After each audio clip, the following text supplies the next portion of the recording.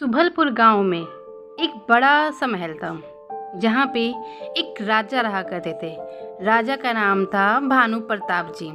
भानु प्रताप जी पूरे गांव में इकलौते राजा थे, जो दयालु भी थे और सभी की बात तो कोई कदर भी किया करते थे। एक दिन राजा जी अपने सेनापति से बोले, अरे गोपाल, क्या चल रहा है हमारे राज्य में? गोपाल, राजा का सेनापति बोला, अरे मालिक, कुछ भी तो नहीं चल रहा खास। आपकी दया से पूरे गांव के लोग खुशी तो रहते हैं। आपके जितना दयालु राजा है क्या कहीं? अच्छा, तो मेरी झूठी तारीफ हो रही है। सही है। भानु प्रताप जी के 3 बेटे थे। तीनों ही अपने अपने गुण में आज्ञाकारी थे। एक का नाम था नवल। नवल थोड़ा सा शर्मीला और भावुक किस्म का व्यक्ति था। एक दूसरे का नाम था कार्तिक। कार्तिक एक सत्यवादी व्यक्ति था। वहीं तीसरे बच्चे का नाम था किशोर। किशोर कहीं ना कहीं थोड़े मजाक मस्ती के मूड में रहा करता था। तीनों ही भाई में काफी पटाख करते थे, परंतु तीनों के मन में, ज़्यादा से ज़्यादा किशोर और नवल के मन में कभी कभी राजा की गद्दी के जिक्र चलता था। लेकिन कार्तिक ऐसा व्यक्ति था जो कभी भी राजा की गद्दी के बारे में नहीं सोचता था। एक दिन सुबह सुबह राजा के पास बहुत ही अटपटा सा केस आया। एक ऐसे लोग आए उनके पास जो अपनी अजीब और गरीब प्रॉब्लम लेके आ गए। राजा जी को समझ ही नहीं आया कि उनकी समस्या का समाधान उनको क्या दिया जाए, परंतु समाधान तो देना था। मालिक, ये दोनों हमारे ही गांव की नए दाम्पत्य हैं। पत्नी अपने पति की समस्या लेके आई है। मालिक, मैं तो अपने पति से बहुत बहुत बहुत परेशान हो गई हूँ। इस आदमी से जब से मेरी शादी हुई है, मेरा जीवन बिल्कुल ही खत्म हो चुका है। ये रोज पी के आता है, मारपीट करता है, गाली गलौज करता है। मुझे इसके साथ नहीं रहना। आपके राज्य में इसका कोई समाधान है कि नहीं?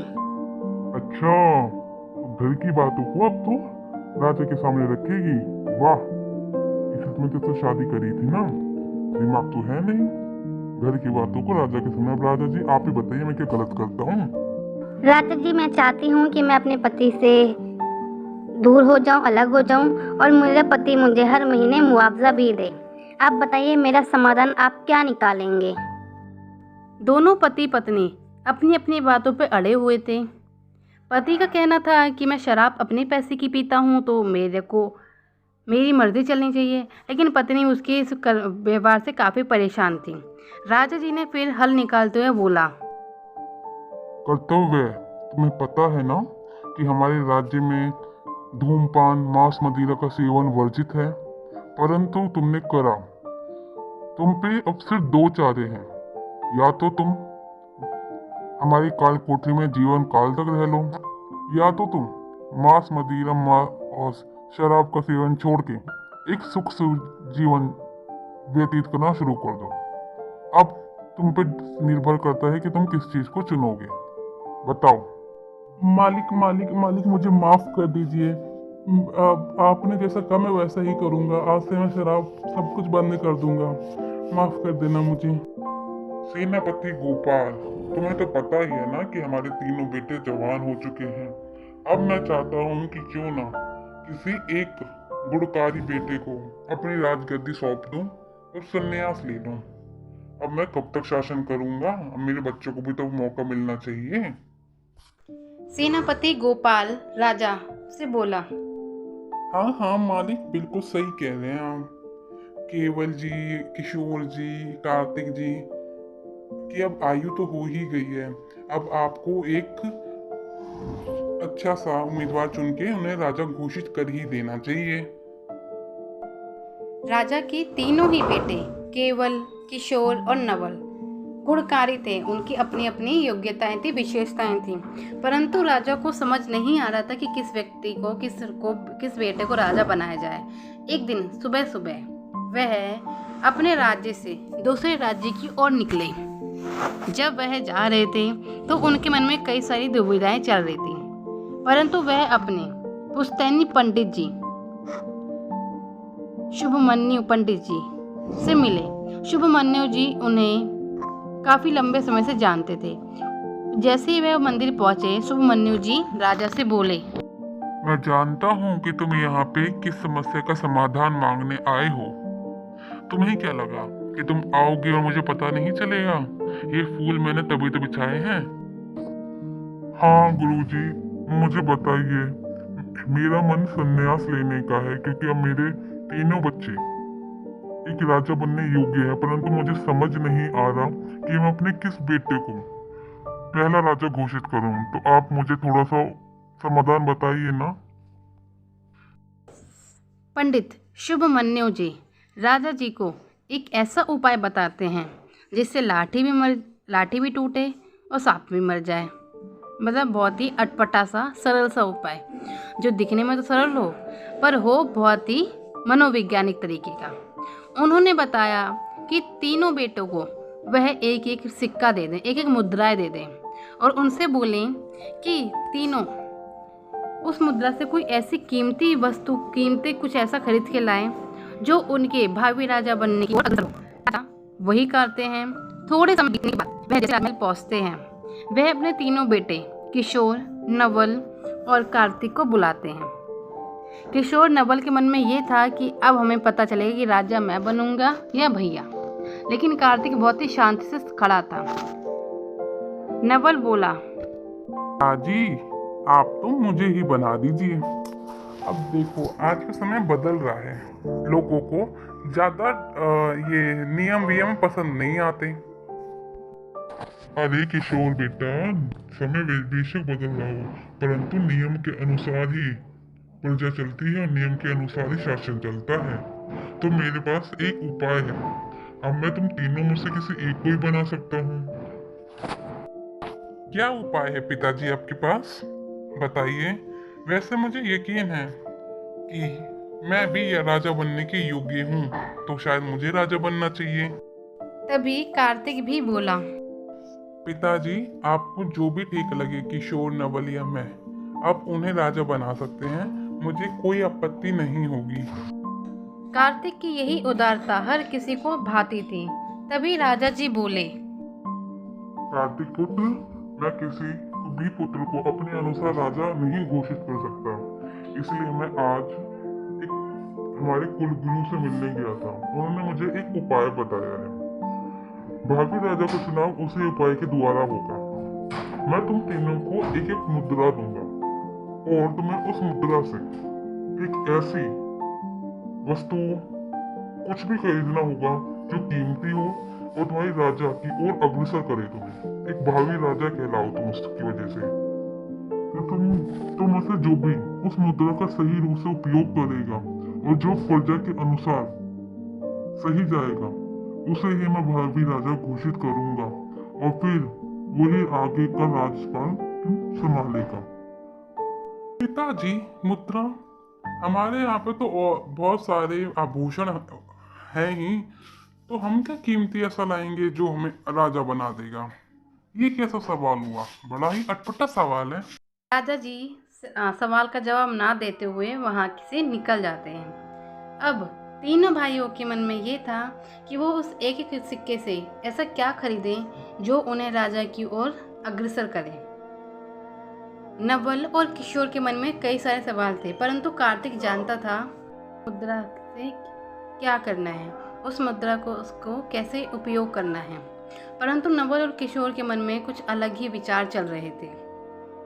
करते करते तीनों भाई एक साथ हुए और फिर तीनों ने फैसला किया कि हम 3 दिशा की ओर जाएंगे और जो भी कीमती वस्तु हमें सबसे पहले दिखेगी हम उसे ही खरीद लेंगे। इससे हम किसी का हक भी नहीं मारेंगे और हम अपने अपने लिए काम भी अच्छे से करेंगे।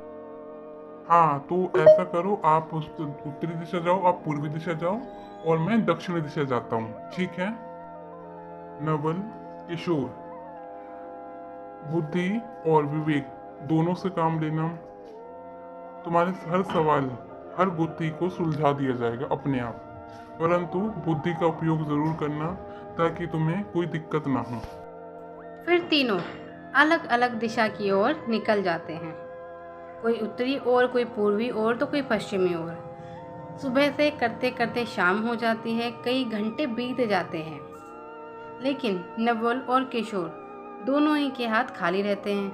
वहीं दूसरी ओर कार्तिक के भी हाथ खाली रहते हैं, क्योंकि उन्हें समझ नहीं आ रहा था कि दुनिया में सबसे कीमती वस्तु क्या है जो वो खरीद सकें और एक राजा बन सकें। हे ईश्वर, सुबह से शाम हो गई, ये सिक्का तो मेरे हाथ में ही रह गया। अब मैं खरीदूं तो खरीदूं क्या? इतनी जगह घूम लिया परंतु कुछ ऐसा दिखा ही नहीं जो मुझे कीमती लगे।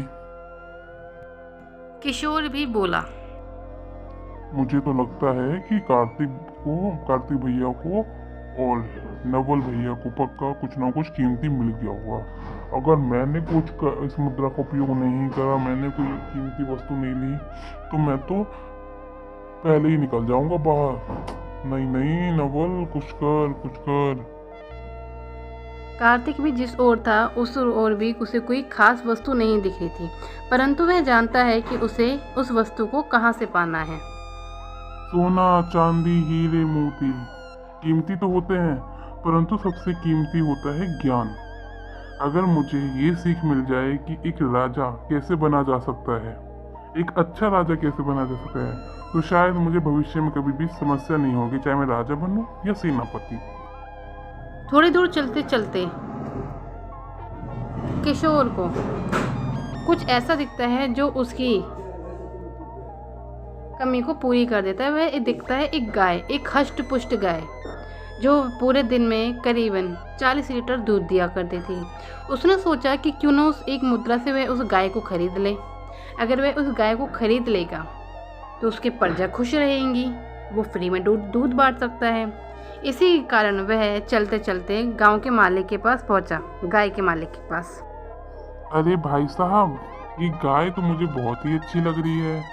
मेरे पास ना एक चांदी का सिक्का है, तो आप इसे गाय को बेचना चाहेंगे? अरे भाऊ, मुझे लगता है कि तुम राजा के बेटे हो, है ना? वैसे तो मैं गाय बेचना नहीं चाहता, परंतु तुम्हारे चांदी के सिक्के की वजह से मैं ये गाय बेच देता हूँ। ठीक है, तुम ले जा सकते हो ये गाय, जाओ। किशोर ने अपनी एक मुद्रा खर्च कर ली थी और उसने एक अच्छा खासी गाय को खरीद लिया था। वहीं नवल सबसे जाने माने साहूकार के पास पहुंच गया और उससे अपनी एक मुद्रा दिखाते हुए बड़े ही प्यार से, दयालुता से बोला, अरे तुम तो राजा के बेटे हो ना, यहाँ पे क्या कर रहे हो? भला राजा को रंग से क्या ही काम पड़ गया? अरे आप ऐसा क्यों कह रहे हैं? ये मेरे पास एक मुद्रा है, चांदी की मुद्रा है, परंतु ये मुद्रा बहुत 100 साल पुरानी है, तो इसकी जो विशेषता है वो बहुत अधिक है। तो आप मुझे अपने यहाँ की सबसे कीमती कोई आभूषण देंगे जो सबसे कीमती हो, जिसका कोई तोड़ ना हो। नवल ने सोचा कि सबसे कीमती वस्तु क्या हो सकती है। सबसे कीमती हो सकती है आभूषण। उसने वही खरीद लिया अपने प्रजा के लिए। वैसे तो भाया मेरे पास कोई ज्यादा कीमती नहीं है आभूषण, परंतु हाँ, मेरे पास भी एक 100 साल पुराना कीमती हार है, तुम वो ले जाओ। अरे वाह, आपने तो मेरी बिल्कुल चिंता ही खत्म कर दी। बिल्कुल दे दीजिए, ताकि अगर कभी कम पड़े पैसे तो हम आपको और पैसे दे देंगे। नवल और किशोर ने अपनी अपनी एक एक मुद्राओं को खर्च कर लिया था। नवल ने जहाँ एक गाय खरीदी थी हष्टपुष्ट, वहीं किशोर ने एक बहुमूल्य बहुकीमती हार खरीदा था। तो वहीं कार्तिक एक साधु महाराज के पास पहुंचा, उसी पंडित के पास पहुंचा जो उनके कुलगुरु हैं, उनके घर के घराने के कुलगुरु। उसको देख के पूछते हैं कि तुम यहाँ पे क्या कर रहे हो।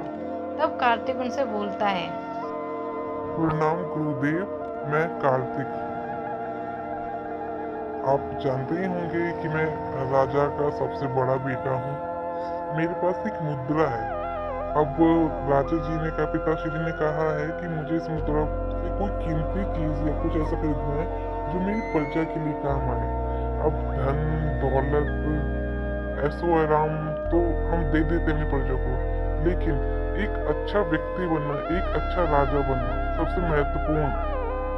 तो मैं आपसे राजा की शिक्षा ग्रहण करने आया कि एक अच्छा राजा कैसा होना चाहिए। अरे वाह कार्तिक, मुझे तुमसे यही उम्मीद थी। वैसे कहना पड़ेगा, समझदार हो तुम। चलो ठीक है, तुम्हें आज मैं समझाता हूँ, सिखाता हूँ कि एक योग्य राजा कैसे बनते हैं और एक योग्य राजा की क्या क्या विशेषताएं होती हैं। फिर कार्तिक को कुलगुरु जी धीरे धीरे करके एक योग्य राजा की जो भी विशेषताएं होती हैं उसकी शिक्षा देने लग जाते हैं।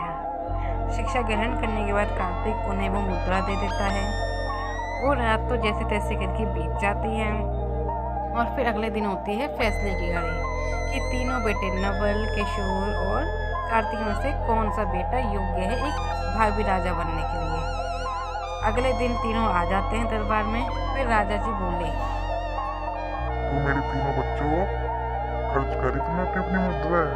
आशा करता हूँ कि तुम तीनों ने ही मुद्रा का उपयोग सही और उचित स्थान पर किया होगा और एक योग्य राजा बनने की ओर अग्रसर हुए होगे। तो बारी बारी कैसे बताओ कि किसने मुद्रा को किस रूप में खर्च करा है, किसने क्या प्राप्त किया, किसने क्या प्राप्त किया? किशोर बोला, पिताजी, मैंने तो आपकी मुद्रा से ना एक ना गाय खरीदी है। हष्ट पुष्ट गाय है, 40 लीटर दूध देती है दिन का। हमारी प्रजा के लिए बहुत बेनिफिशियल होगा ये। फिर किशोर भी राजा से अपनी मुद्रा खर्च करने की बात बताते हुए बोलता है, पिताजी, मैंने जो आपकी दी हुई मुद्रा है उससे एक कीमती हीरो का हार लिया है, हीरो का आभूषण प्राप्त किया है, जिससे अगर कभी भी शासन में कोई दिक्कत आती है तो हम उस हार के उपयोग से धन प्राप्त कर सकते हैं अलग अलग राज्यों से। राजा जी किशोर नवल की बात सुन लेते हैं और उन्हें कुछ सही नहीं लगता। तो फिर वह सोचते हैं कि क्यों ना कार्तिक से पूछा जाए कि उसने अपना 1 रुपये का जो एक मुद्रा है चांदी की वो कहाँ खर्च करी है। क्या कार्तिक ने ऊंची जगह पर करी है खर्च?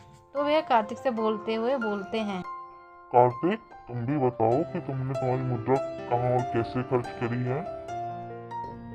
पिताश्री, मैंने जो अपनी मुद्रा है वो कोई गहने या किसी भी गऊ में या कोई भी सामान खरीदने, वस्तु खरीदने के लिए नहीं करी है। मैंने अपने कुलगुरु, हमारे कुलगुरु से एक योग्य राजा बनने की शिक्षा ग्रहण करी उस मुद्रा से। अरे वाह वाह वाह वाह कार्तिक, मुझे तुमसे यही उम्मीद थी। तुमने अपनी मुद्रा का प्रयोग बिल्कुल उचित स्थान पे किया है। वही नवल और किशोर, तुम्हारी मंशा भी काफी अच्छी थी। तुम्हारा भी जो कर्म है वो व्यर्थ नहीं जाएगा। लेकिन मैं चाहता हूँ कि सबसे पहला जो भावी राजा हमारे राज्य का बने वो बने कार्तिक। फिर बारी बारी से तुम दोनों ही बनोगे, ताकि किसी के साथ भी कोई नाइंसाफी ना हो। फिर उस दिन ये निश्चय हो जाता है कि कार्तिक ही एक भावी राजा के रूप में बनेगा। अगले दिन सेनापति गोपाल राजा से बोलता है, राजा जी, अब तो सेनापति भी डिसाइड हो गया है, निश्चय हो गया है और हमारे भावी राजा कार्तिक जी भी तैयार है। अब तो आपको कोई भी समस्या लेने की, परेशानी होने की आवश्यकता ही नहीं है। गोपाल, हाँ गोपाल, कह तो तुम बिल्कुल सही रहे हो। तीनों की बुद्धियां अलग अलग हैं, परंतु तीनों ने कर्म जो करे थे वो एक राजा की ओर अग्रसर होके ही करे थे। कार्तिक को मैंने भावी राजा इसलिए बनाया क्योंकि वो एक शांत स्वभाव का व्यक्ति है और उसने जो सोचा वो पहले एक अच्छा व्यक्ति, एक अच्छा राजा बनने के बारे में सोचा। और नवल और किशोर ने अपनी प्रजा के बारे में सोचा। तो सबसे पहले जो राजा बनेगा वो कार्तिक ही बनेगा, फिर नवल, फिर किशोर को बनाया जाएगा राजा। ये तो बहुत ही अच्छी बात है कि आपने पहले ही निश्चय कर लिया कि कार्तिक महाराज के बाद कौन से बेटे आपके राजा बनेंगे। वैसे राज्य भी बहुत खुश है मालिक, सबको कार्तिक जी से राजा बनने से कोई आपत्ति नहीं, परंतु बल्कि तो सब चाहते ही थे कि कार्तिक जी ही राजा बने और वही हुआ। अगले दिन कार्तिक बहुत ही सरल कपड़ों में राजा के सिंहासन पर विराजित हो जाता है। तो गोपाल सेनापति उससे बोला, अरे महाराज, आप अब भाभी महाराज हैं। आपका इतना साधारण वस्त्र पहनना उचित है नहीं हमारे राज्य के लिए। गोपाल जी, मैं जानता हूँ कि मेरे अनुसार, मतलब मैं एक राजा हूँ तो मुझे उसी के अनुसार वस्त्र ग्रहण करने चाहिए, धारण करने चाहिए, परंतु अभी मुझे इन सब चीज़ों की ज़्यादा आदत नहीं है। पर आप चिंता ना करें, मेरे कर्म में कोई भी कमी नहीं आएगी। मैं धीरे धीरे करके एक राजा का वस्त्र भी ग्रहण करना शुरू कर दूंगा। आज मेरा पहला दिन था तो मैंने सोचा कि क्यों ना मैं एक साधारण सा वस्त्र पहन लूं। कार्तिक का ये व्यवहार नवल और किशोर को भी काफ़ी अच्छा लगता है, क्योंकि वे सोचते थे कि अगर कार्तिक राजा बन गया तो वह उनको कुछ भी नहीं समझेगा। परंतु कार्तिक ने हर एक व्यक्ति को समान इज्जत और कर्मों से नवाजा। उसके अनुसार हर एक व्यक्ति, चाहे वो किसी भी वर्ग का हो, सबको समान इज्जत और महत्व मिलना चाहिए। किसी के भी साथ कोई भी दुर्व्यवहार नहीं होना चाहिए।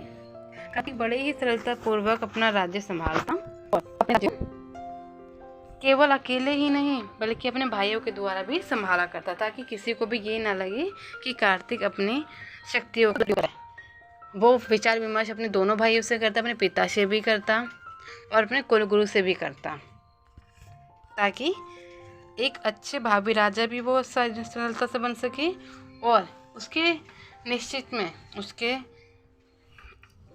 समाधान में, समस्या के समाधान में कोई भी प्रश्न चिन्ह न लगा सके। गाँव का व्यक्ति, हर एक व्यक्ति खुश था कार्तिक के राजा बनने से, और कार्तिक बहुत ही बढ़िया ढंग से राज्य का कार्यभार संभाला करता था। फिर जैसे ही कार्तिक का 10 वर्ष पूरे हुए राजा की पदवी से, तो फिर नवल को राजा बनाया गया, और फिर जैसे ही नवल के 10 वर्ष पूरे हुए तो किशोर को राजा बनाया गया। फिर ये निश्चय हुआ कि तीनों ही राजा बनेंगे, और जो भी समाधान निकलेगा वो तीनों की सहमति से ही निकाला जाएगा, ताकि कोई भी समाधान में किसी भी अप एंड डाउन ना आए।